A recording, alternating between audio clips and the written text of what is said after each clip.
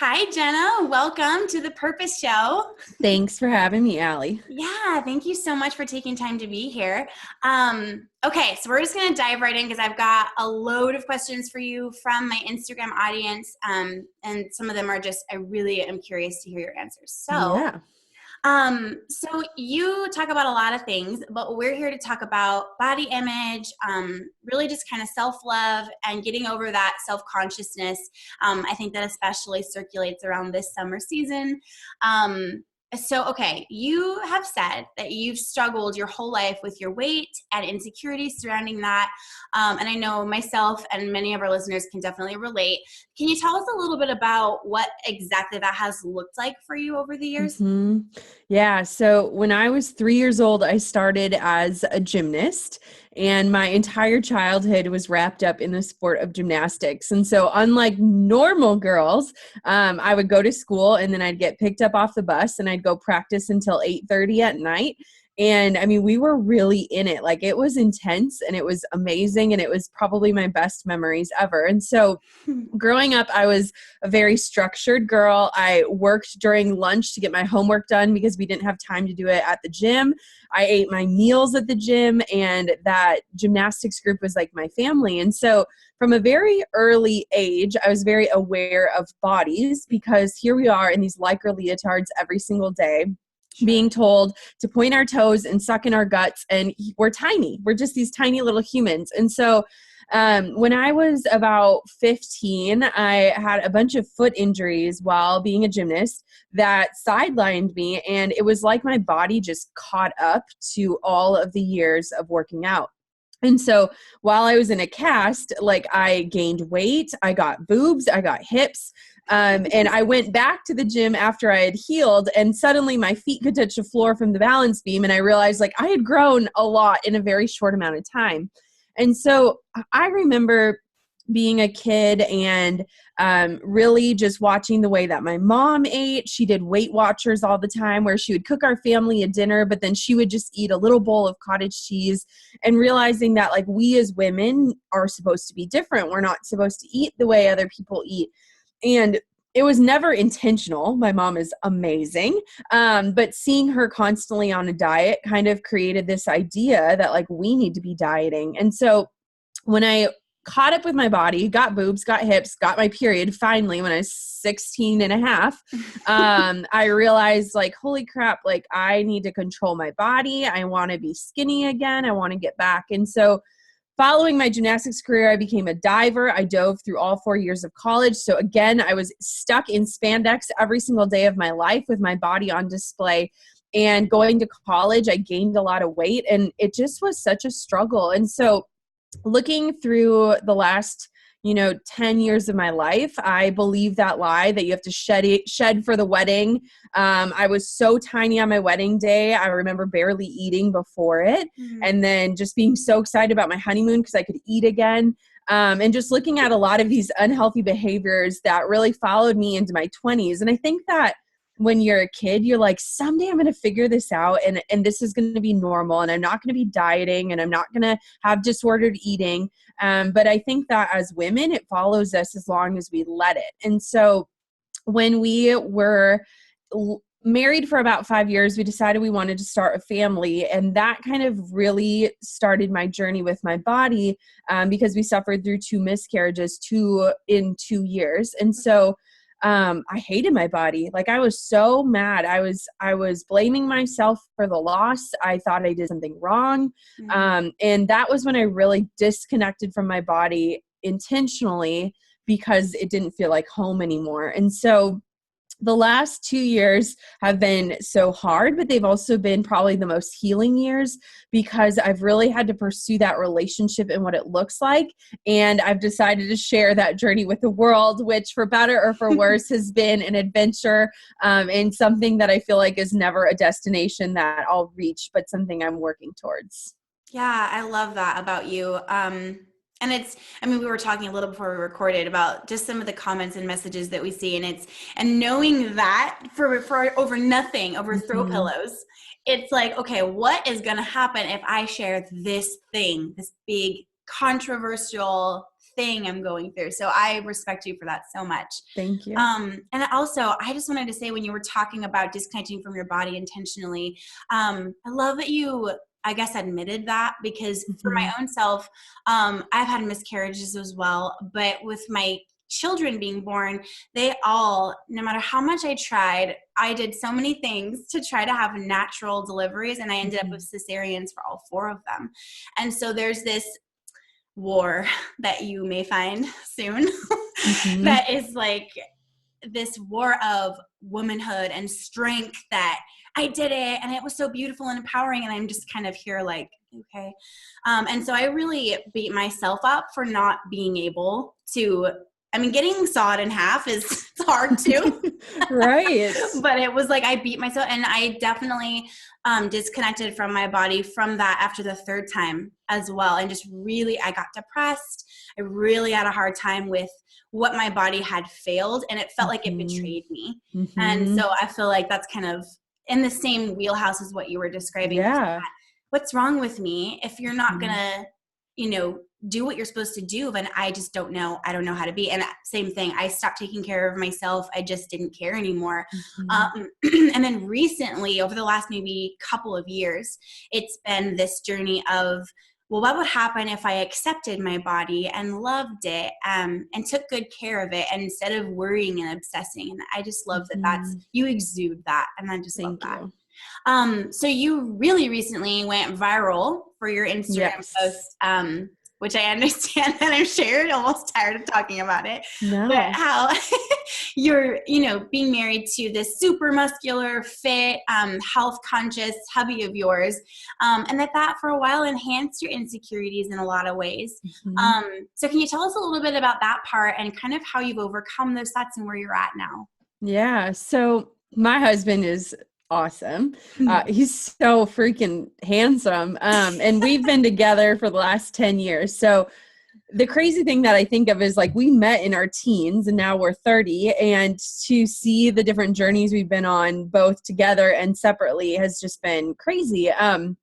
But my husband kind of got coined the term within our friend group as Mr. Six Pack, which is hilarious because he's so much more than just a six pack, but it's true. Like, this man has abs for days. And so one thing that I've really struggled with is I went from being an athlete my whole life to kind of not knowing where my identity lied. And then my identity got wrapped up in being this business owner, which means sitting behind a computer for long days and really glorifying that busy.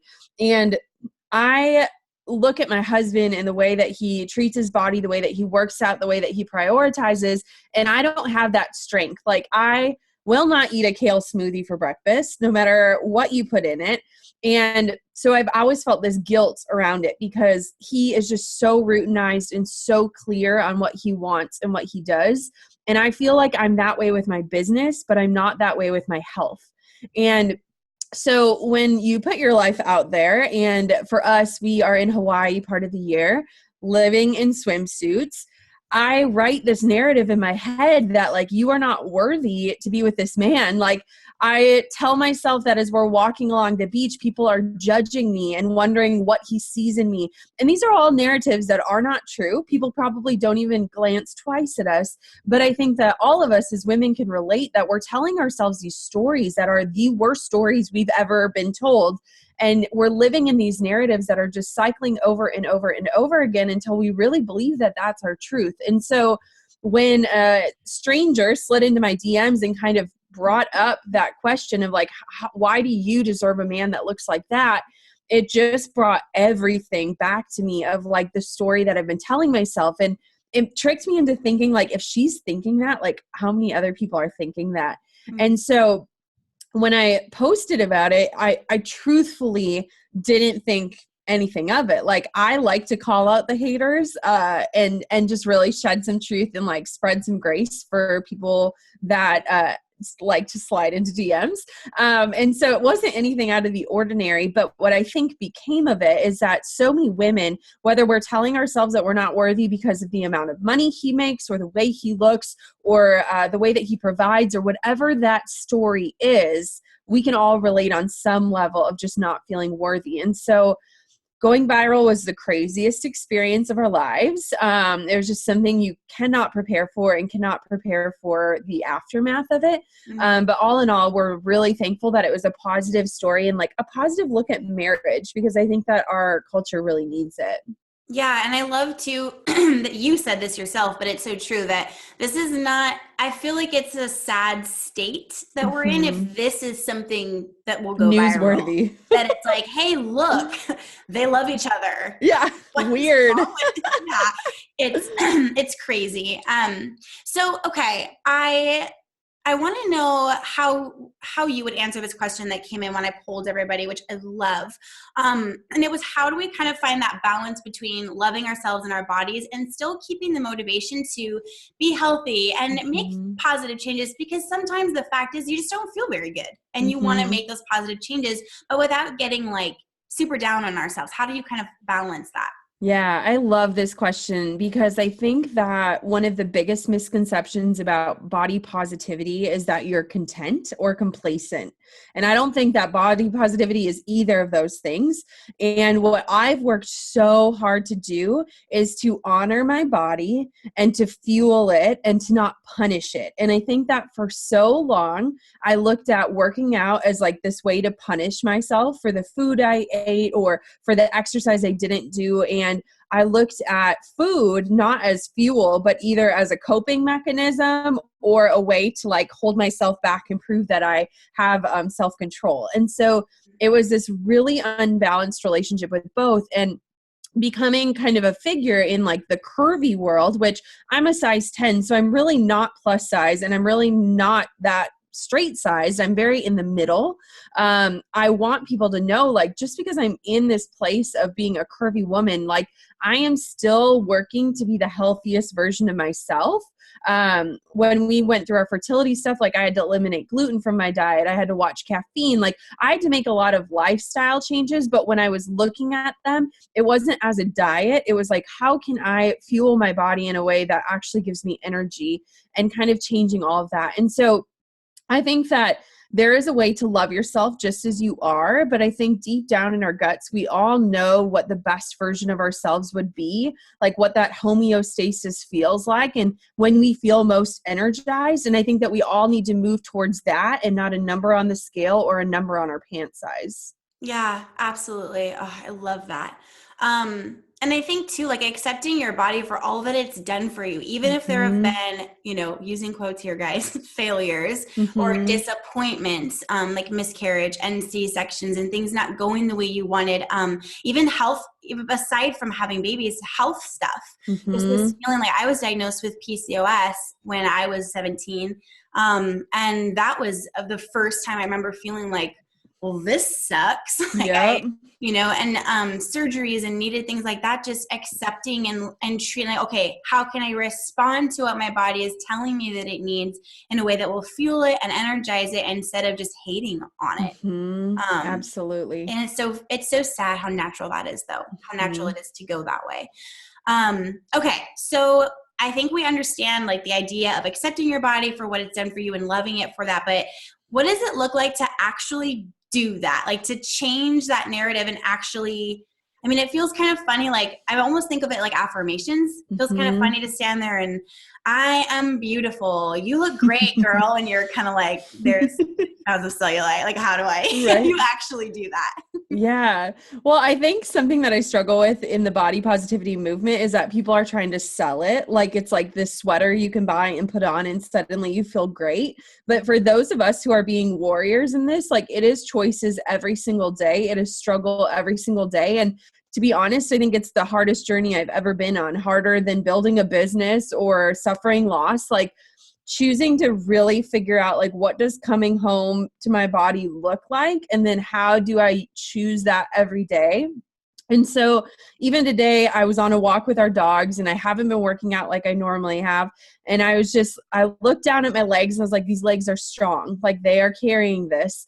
And for me, it's been a lot of dressing for the way that I am right now, not the way that I want to be or the way that I should be, and getting clothes that I feel good in and that I'm not hiding in. That has been huge. And I think that so many of us hide or we try to like hide these areas of our body. And so when I started to look and say, like, I want to feel good, therefore, like, I need to buy clothes that like make me feel good and clothe myself in that. That's been a big thing. But I think too, not looking for other people's approval in that and like doing the hard inner work that's necessary to get there. And one of my friends, Erin, she runs the account Raw Beauty Talks. It's an awesome account if you're looking for body positivity. When we went through our second miscarriage, she does some online coaching with women, and she's like, I just feel called, like, I need to work with you. I really want to like give this gift to you. And so for, I think it was 8 weeks, once a week, we would get on the phone and we would talk about things like, how do I feel after I binge eat? And what are some of these issues that I'm having? And I mean, every week I would like bawl my eyes out because it was things that were tied so far back in my life that I just haven't wanted to deal with.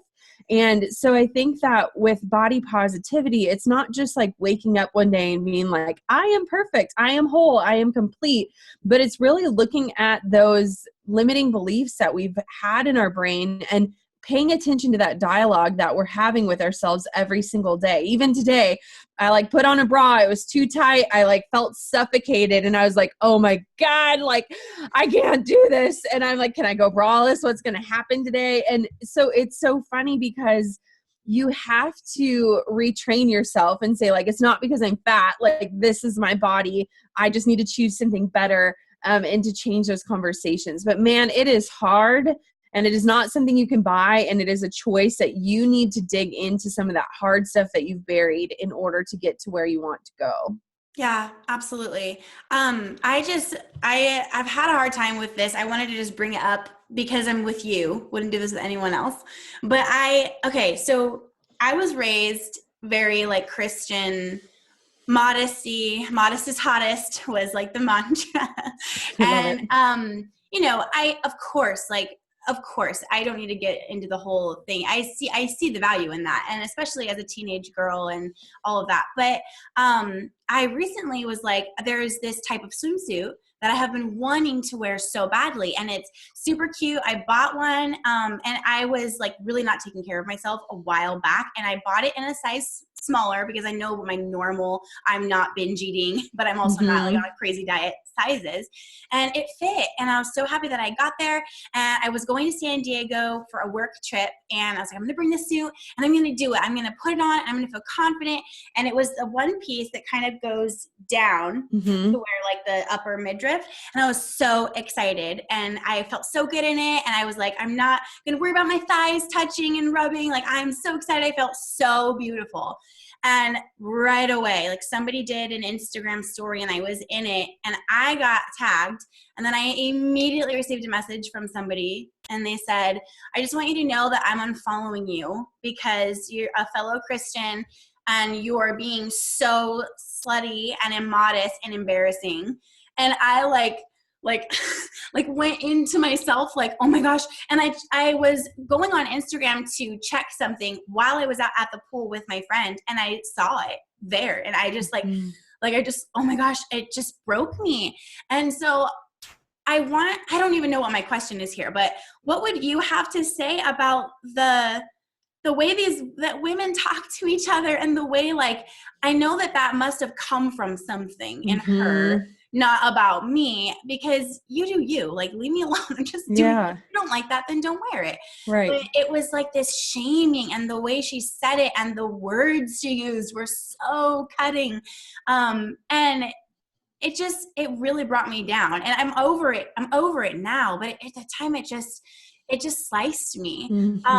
So what can we do to kind of encourage others and how can we change this, that, do you know what I mean? Like that's out there. Oh yeah. I mean, I had somebody a while ago, like say, like, we talked about you at our Bible study and we don't believe you're a real Christian because no real Christian would show up online in a bra and underwear that is only for your husband. And you know, it's things like that where, especially when faith gets pulled in, that it's like, holy cow, this is way deeper than just calling somebody fat or whatever you want to do.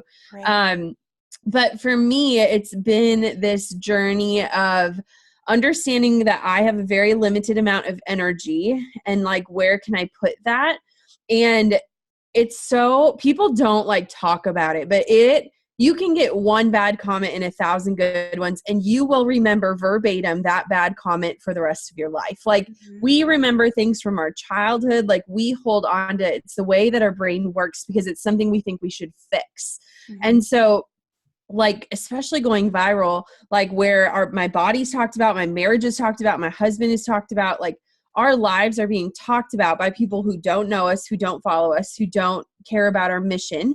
But I think too, it was so cool. Yesterday I posted something on Instagram and all these people were commenting on it. And then all of the comments started becoming this encouragement factor of other followers encouraging other followers. And we have to lead by example in this. Like, I think that as women, we're taught that other women are our competition. And I know for me, like, I check out more women than I check out men, and I'm a straight female because I'm constantly sizing myself up against them. Like, oh, my arms are bigger than hers, but my waist is smaller than hers, because that's what we're taught. Like, we look at magazines, we look at advertisements, we look at the way that the media tells us what we need to be. And so when it comes to women cutting other women, like, I always respond to those. I know you shouldn't. I know you should let the haters hate. But to me, there is something deeper going on. And it's my job to say, I recognize that you're hurting because you're trying to hurt me. And I just want to pray for you. And so, you know, sometimes people like turn it around and sometimes people are like, nope, still hate you. And you're like, all right, letting you go. But it's just one of those things. And I think that as women, we carry so much baggage. When I was working with Erin, she asked me which parts of my body hurt. And I said, my shoulders always are really sore. And she said, it's because you're carrying so much weight. And I think that we have to learn how to remove those bags and like really figure out what's worth carrying with us. It's generally not those comments, but hey, that is some freaking hard work that nobody talks about. Yeah, for sure. It's enough to make you want to, you know what, maybe this whole blog thing isn't worth it. Like, pack it up. I'm done. It's so terrible. Yeah, what you said, when the faith is brought into it, it's invasive and incredibly hurtful. It's really hard to collect yourself enough to like, okay, what are the facts here? Like, walk yourself through that. Yeah, I love what you said. Okay, so my last question for you is in the realm of motherhood and what our bodies go through, and on your personal note, you've had miscarriages, you're currently pregnant, yay! And your body goes through so much. It goes through so much, no matter how far into the pregnancy you get, it goes through so much. And so with whatever changes you've seen in yourself, how do you kind of mentally, I guess, treat that type of change? Because it's out of your control, but it changes it so much. What is your kind of mindset with that? Yeah, I mean, so both times we were pregnant and miscarried, we made it to 10 weeks. So I was so angry because I'm like, in a year's time, I've been pregnant for 20 weeks with nothing to show. And y'all know, like, the first 10 weeks suck, like, you know, and so I was just so frustrated. I gained weight. My boobs were like fluctuating like crazy. And I was just angry because I'd gone through all of this. And then you have the physical reminders of what is no longer.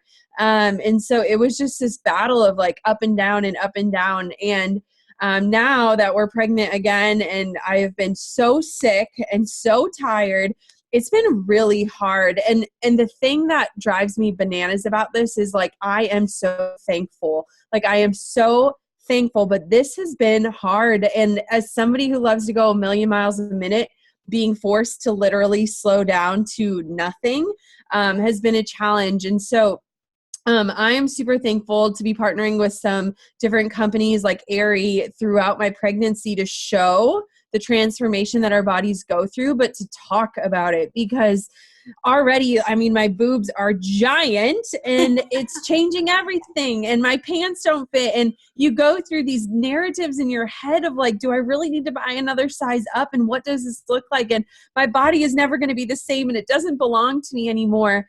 And it's just so crazy. And I think one of the most beautiful things is nowadays, I think that we're finally going in a direction where people are being more honest about your body post-baby.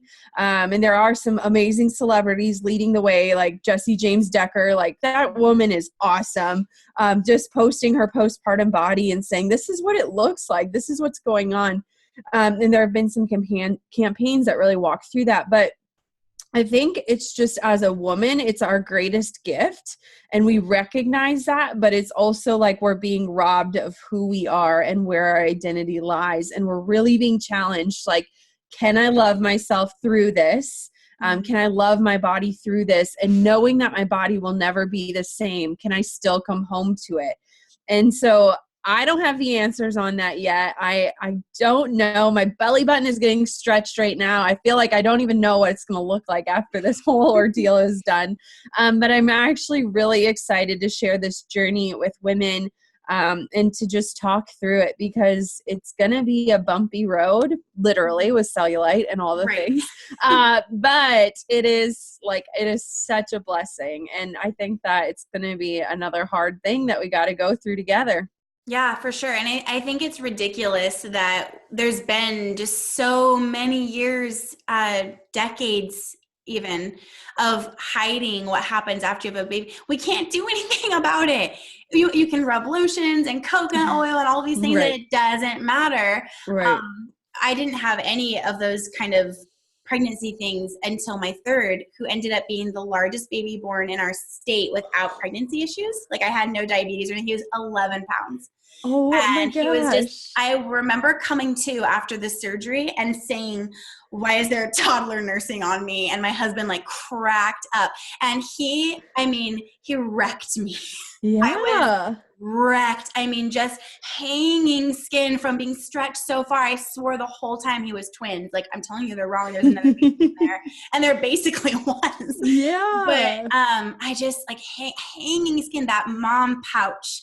And just feeling like I needed to hide it, and being in a wedding right after he was born and wearing double Spanx and sweating to death. And I don't remember anything about my best friend's wedding except that I was miserable because I wanted to look like I just had my third baby who broke records. I think I can have a pouch. Like, it was, it's so sad. And I just think it's so ridiculous. And I love women like you who are saying, even outside of pregnancy, just with our bodies, period, this is BS. This is how it goes. We can't really do much about it. And you can take care of yourself and energize yourself, but it is what it is sometimes, and we shouldn't be having to hide it or wear pants at the beach because we're embarrassed. It's a joke. So thank you for what you do. It's so important. It's so important. Okay, guys, we're going to let Jenna go. I'm going to link to everything, Jenna, but do you want to share? I would assume you're going to point everyone to Instagram to find you. Yeah. Just hop on over there at Jenna Kutcher. I'm doing a lot of really fun body positivity and just real talks about body stuff over on my feed. And it's my favorite work to do because I think it's the most needed work in this world. And so join me over there. And thank you so much for having me, Allie. Yeah, sure. Thank you so much.